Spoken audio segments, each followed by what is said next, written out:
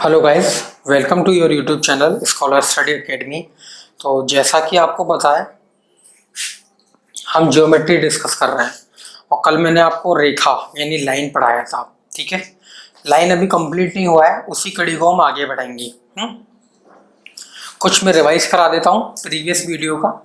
जैसे कि मैंने आपको क्या बताया था कि दो समांतर भुजाओं के बीच हमेशा दो कोण बनते हैं, वो उनका योग 180 डिग्री होता है। ठीक है, अब मैं आपको एक बात बता दूं, देखो एक होता है समांतर चतुर्भुज, हर किसी ने इसका नाम सुना है। ठीक है, अंग्रेजी में कहते हैं पैरेललोग्राम। ठीक है, जो समांतर चतुर्भुज होता है ना, उसमें हम एक प्रॉब्लम कर देते हैं। वो छोटी सी बात में भी आपको यहाँ पे बता देता हूँ, वैसे आगे आएगी वो, फिर भी मैं आपको बताता हूँ अभी। ठीक है, जैसे कि ये एक मैंने एक समांतर चतुर्भुज बना दिया, ए बी सी और डी। देखो समांतर चतुर्भुज में ना, ये थोड़ा आयत से अलग होता है। ये एक समांतर चतुर्भुज है जिसे मैं ऐसे लिख सकता हूं, ये पैरेलल का साइन है, पैरेललोग्राम, हिंदी में लिख देता हूं समांतर चतुर्भुज। ठीक है, अब इसमें क्या क्या प्रॉब्लम आती है वो अब आपको, ये लिंक से हटके है, लिंक से हटके नहीं है, मैं आपको थोड़ी सी इसमें नॉलेज दे रहा हूँ। नॉलेज क्या कि हम इसमें हमेशा एक गलती करते हैं। गलती क्या करते हैं, ये आयत से अलग होता है। देखो आयत की आमने सामने की भुजाएं बराबर होती हैं, है ना, लंबाई लंबाई बराबर होगी, चौड़ाई चौड़ाई बराबर होती है और प्रत्येक कोण 90 डिग्री का होता है। बट इसमें आमने सामने की भुजाएं समांतर होती हैं। ठीक है, और क्या नाम है, और आमने सामने की भुजाएं बराबर भी होती हैं। इसका मतलब ये दोनों समांतर हैं, यानी ए बी समांतर है तुम्हारा डी सी के, और ए डी समांतर है बी सी के। ठीक है, और एक बात और लिखेंगे यहाँ पे कि जो तुम्हारा ए बी है वो बराबर है डी सी के, और यहाँ पे तुम्हारा ए डी बराबर हो जाएगा बी सी के। ठीक है, ये होता है। बट एक बात ध्यान रखना, हमेशा इसमें हम ये सोचते हैं कि angle A plus angle C 180 degree होता है, जो कि बिल्कुल बात गलत है मेरे भाई। इसमें angle A plus angle C 180 नहीं होता, ये चक्रीय चतुर्भुज में होता है, जो मैं आपको भी आगे बताऊंगा। ठीक है, चक्रीय चतुर्भुज में आमने सामने के कोणों का योग 180 डिग्री होता है, बट समांतर चतुर्भुज में नहीं होता। बट अभी तो आप ये कहोगे, अभी तो हमने ये पढ़ा था कि दो समांतर भुजाओं के बीच जो दो कोण बनते हैं उनका योग 180 डिग्री होता है। बिल्कुल सही पढ़ा था हमने। बट मेरे भाई यहाँ पे पता क्या होगा, अगर मैं एंगल सी को हटा दूं और एंगल डी लिख दूं तो ये बात बिल्कुल ठीक हो जाएगी। तो ये जो बात है ना, बिल्कुल ठीक हो जाएगी। बट इसमें एक चीज क्या होती है कि जो एंगल ए है वो एंगल सी के बराबर होगा, और एंगल बी बराबर होगा एंगल डी के। ये वाली कंडीशन फॉलो होगी। एंगल ए प्लस, अगर मान लो ये 36 है, ठीक है, तो ये कितना होगा पता है, 144, और ये 144 है तो ये भी 144 होगा, और ये 36 होगा। एक ये छोटी सी बात मेरे भी दिमाग में आ गई जब मैं आपकी वीडियो शुरू कर रहा था ना, तो ये मैं एक क्वेश्चन पढ़ रहा था, वहां पे ये गलती दे रखी थी। ठीक है, एक क्वेश्चन है, मैं आपको बताऊंगा, उसमें ये गलती दे रखी थी, इसलिए मैंने आपको ये बता दिया। ठीक है, अब आगे बढ़ते हैं लाइन में। ठीक है,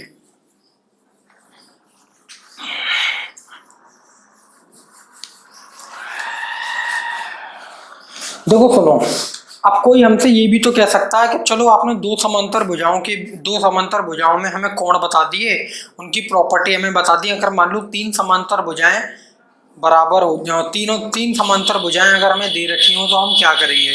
उसके लिए एक स्पेशल कंडीशन बनती है, वो आप पढ़िएगा कि जैसे कि मान लो ये एक भुजा है, ये दूसरी भुजा ये है, तीसरी भुजा ये है, इसे आप L1 नाम दे दो, इसे L2 नाम दे दो, इसे L3 नाम दे दो। अगर मैं इसमें एक प्रतिच्छेदी रेखा, इसका नाम है प्रतिच्छेदी रेखा, पहले ही बताया था मैंने आपको, ध्यान रखना।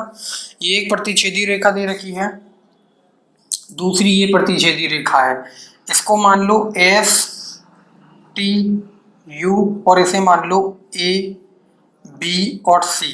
ये कटान बिंदु हैं तुम्हारे पे। ठीक है, और ये तीनों समांतर हैं अपने आप में, यानी जो L1 है वो समांतर है L2 के, और L2 समांतर है L3 के।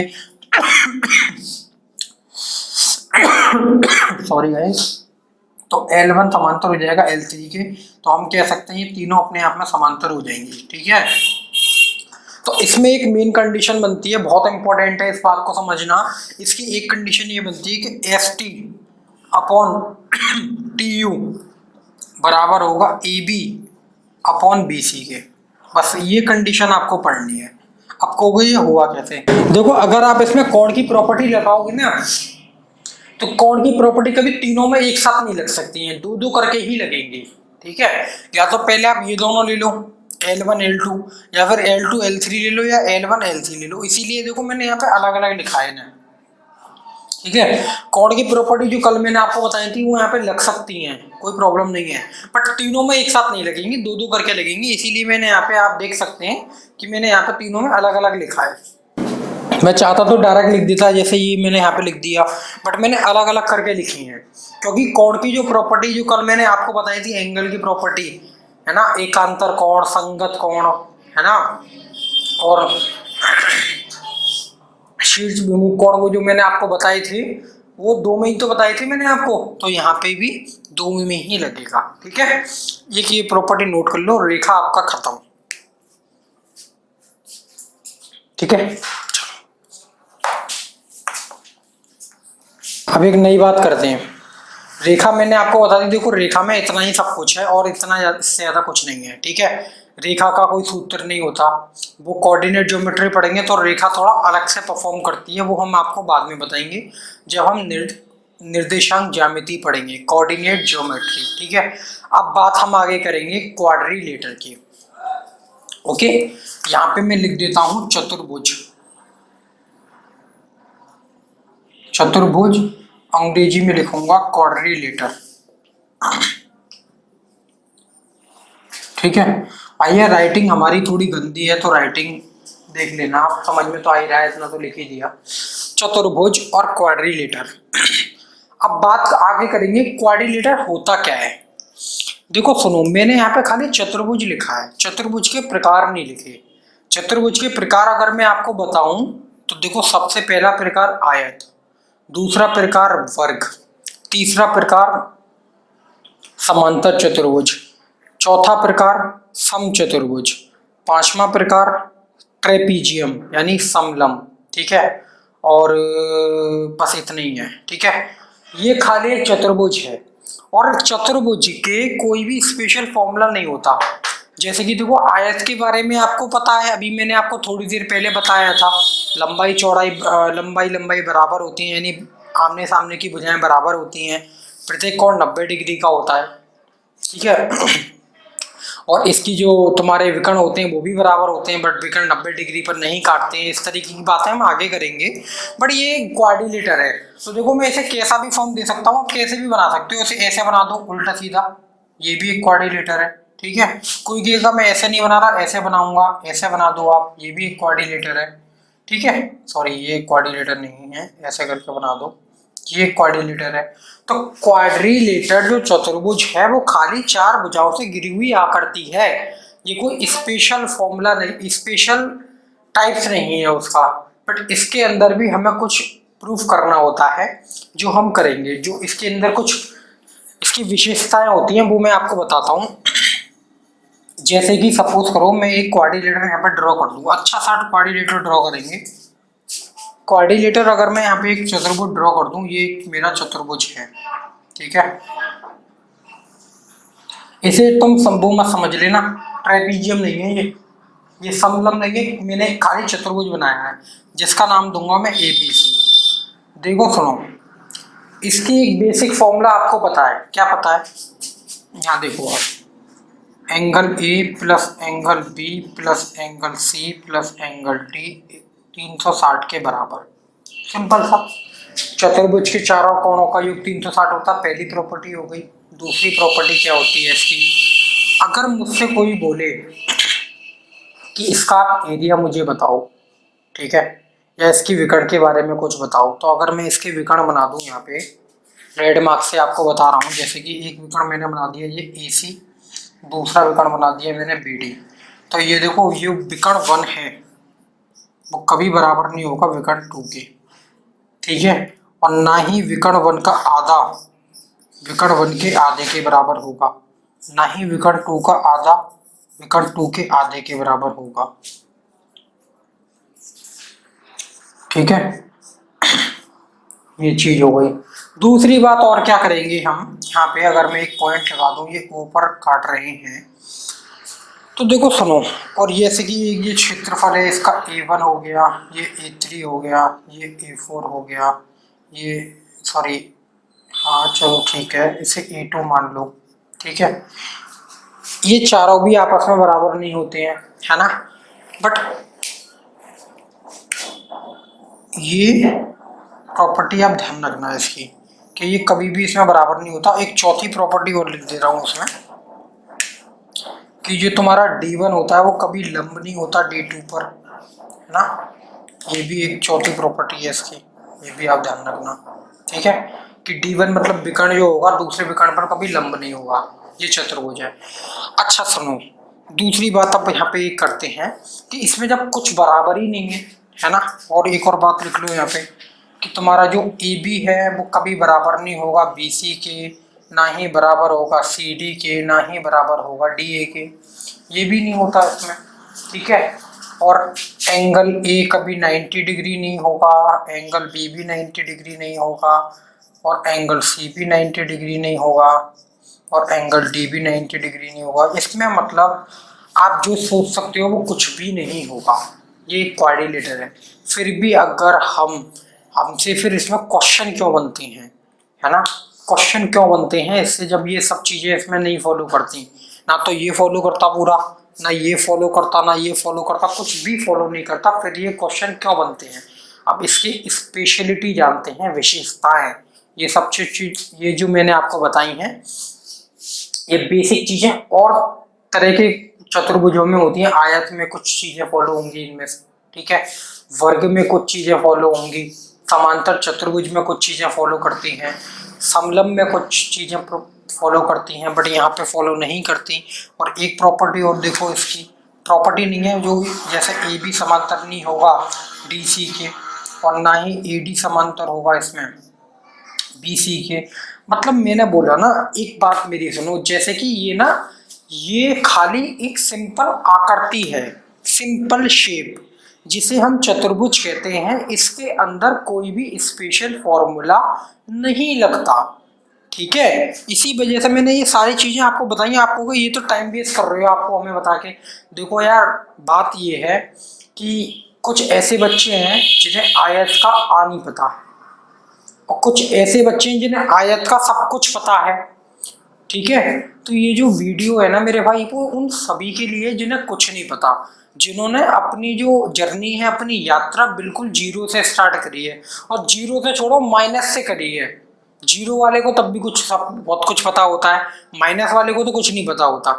इसी वजह से देखो भाई, अगर आपको ये टाइम वेस्ट लगता है ना मेरा, ये सब चीजें जो मैंने बताई हैं, तो वो आपकी बात है, मेरी कोई बात नहीं है। मेरा मतलब ये है कि मेरे ये उन भाइयों के लिए वीडियो है जो बिल्कुल कुछ नहीं जानते, या ना कुछ भी नहीं पता, जो गांव के एक छोटे से घर में एक छोटे से गांव में रहते हैं, जिन्होंने 12th कैसे स्कूल से करी है, जहाँ पे उन्हें 12th की स्पेलिंग नहीं बताई गई, तो ये उनके लिए वीडियो है। और उनके लिए भी है जिनको बहुत कुछ पता है, उनका रिवीजन होगा। ठीक है, इसी वजह से मैंने ये सारी चीजें आपको बताई। इसमें ये बताने की कोई चीज नहीं है कि हाँ भाई हमें तो पता ही है ना, इसमें ना समांतर होते, ना कोण 90 डिग्री होता, ना ये चारों भुजाएं बराबर होती, हमें तो पता है ये सब चीजें। आपको पता है, औरों को नहीं पता, उनके लिए है। ठीक है, अब आगे बढ़ते हैं, कुछ इसकी स्पेशल चीजें जानते हैं। अब स्पेशल चीजें क्या चलेंगी,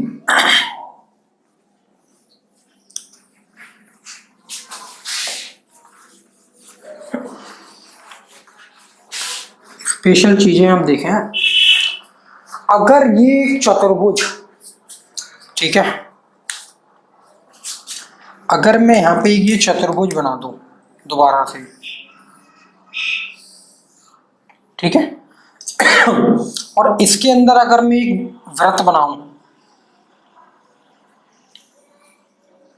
A B C और D, ये खाली ABCD एक चतुर्भुज है, और इसके अंदर मैंने एक वृत्त बना दिया, सर्कल बना दिया, यानी एक क्वाड्रिलेटर के अंदर अगर मैं एक सर्कल बना दूं, तो एक इसकी स्पेशल फॉर्मूला क्या बन जाता है, फॉर्मूला नहीं है, एक स्पेशल इसका एक इसका फीचर बन जाता है कि जो आमने सामने की भुजाएं होती हैं उनके वर्गों का योग A B square plus D C square बराबर होता है दूसरी आमने सामने की भुजाओं के वर्गों के योग के बी सी स्क्वायर।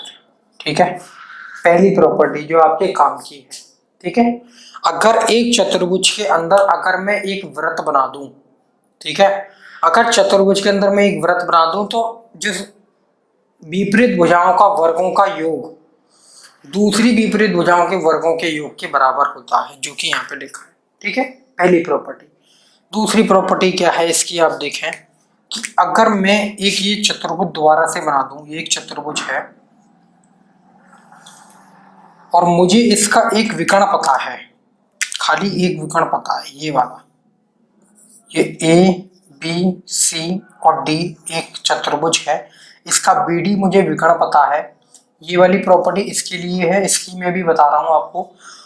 और इस विकर्ण पर मैं जो दूसरे जो विपरीत शीर्ष हैं अगर मैं उन पे लंब डाल दूं, बात को समझना, एक लंब मैंने डाल दिया यहाँ से, शीर्ष सी से मैंने एक लंब डाला यहाँ पर और इस पे लंब डाल दिया यहाँ पर, यानी ये है ए एल और ये है सी एम।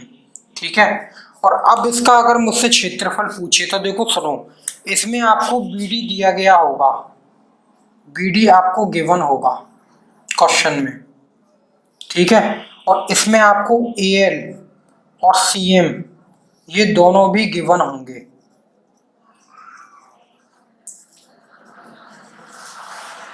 ये तीनों आपको क्वेश्चन में दिए गए होंगे। तो इसका क्षेत्रफल का फॉर्मूला क्या बन जाता है वो देखिएगा आप यहाँ पे, मैं दूसरी प्रॉपर्टी आपको बता रहा हूं। इसका जो क्षेत्रफल बनेगा यानी एरिया, वो क्या बनेगा, वो बनेगा 1/2। ठीक है, ब्रैकेट में जो परपेंडिकुलर है, जो परपेंडिकुलर डाले उनका योग यानी A L plus C M बटे इंटू विकर्ण जो दिया है उसका गुणा यानी बी डी। तो अगर आपको पता है कि आपको जो है चतुर्भुज के बारे में कुछ नहीं पता, ठीक है, फिर इसका क्षेत्रफल कैसे निकालें, तो इसका क्षेत्रफल एक ही कंडीशन से निकल सकता है कि अगर आपको एक विकर्ण की लंबाई दे दी जाए, जो कि मैंने लिखा है, जो गिवन होगा क्वेश्चन में। ठीक है, और आपको इन लंबों पर इस पर जो लंब डाले गए हैं विकर्ण पर, अगर इन विकर्णों की लंबाई आपको पता है तो अब आराम से एक चतुर्भुज का क्षेत्रफल निकाल सकते हैं। चतुर्भुज का क्षेत्रफल कभी लंबाई इंटू चौड़ाई करके मत निकालिएगा, ठीक है, ना फिर लंबाई स्क्वायर करके मत निकालिएगा, चौड़ाई स्क्वायर करके मत निकालिएगा, ऐसा कोई फॉर्मूला ही नहीं बना। ये एक स्पेशल फॉर्मूला बना है इसका कि अगर आपको परपेंडिकुलर की लंबाई पता है, जैसे कि अगर मैं मान लो, जैसे मैंने बोला ना, जैसे बी डी मेरे को दिया गया मान लो 3, ये दिया गया मान लो 1 और ये दिया गया 2, यहाँ पे फॉर्मूले में अगर मैं पुट कर दूं तो 1/2, इसकी वैल्यू मुझे 1 और 2 दी गई है तो ये 3 हो गया, और इसकी वैल्यू मुझे 3 दी गई है तो ये 3 हो गया। इसका जो क्षेत्रफल आ गया वो आ गया 4.5 सेंटीमीटर स्क्वायर। ठीक है भाई, ओके, तो ये दो चीजें मैंने आपको स्पेशल बता दी। अब तीसरी चीज स्पेशल यहाँ पे देखो उसकी, वो क्या है स्पेशल। अगर मैं एक चतुर्भुज बना दूं, ठीक है, ये खाली एक चतुर्भुज है, इसे समांतर, चलो मैं ऐसा बनाता हूं ताकि आपको लगे कि हाँ ये चतुर्भुज है, नहीं तो कोई तो ये समझेगा कि भाई साहब मैंने वर्ग बना दिया, वर्ग नहीं बना रहा मैं यार। ठीक है भाई, ये एक चतुर्भुज है ए बी सी और डी। अब इसके अंदर मुझे दो विकर्ण दे दिए जाएं, पहला विकर्ण ये गया बी डी और दूसरा विकर्ण ये गया ए सी। ठीक है, और ये दोनों विकर्ण किसी एक बिंदु पर काट रहे हैं ऊपर।